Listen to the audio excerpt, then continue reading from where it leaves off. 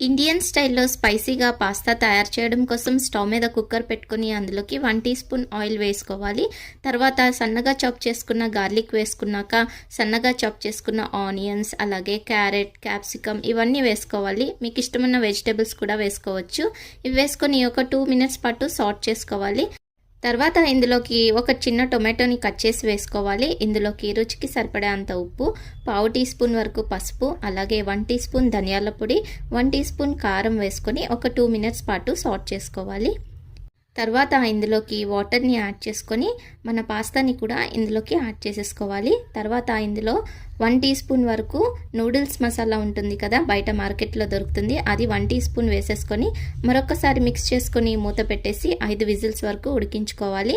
నేను తీసుకున్న ఈ పాస్తా టైప్ ఉడకడానికి టైం పడుతుంది కాబట్టి ఇలా కుక్కర్లో 5 విజిల్స్ వచ్చేదాకా ఉడికించాను. అంతే అండి, Indian style spicy pasta ready.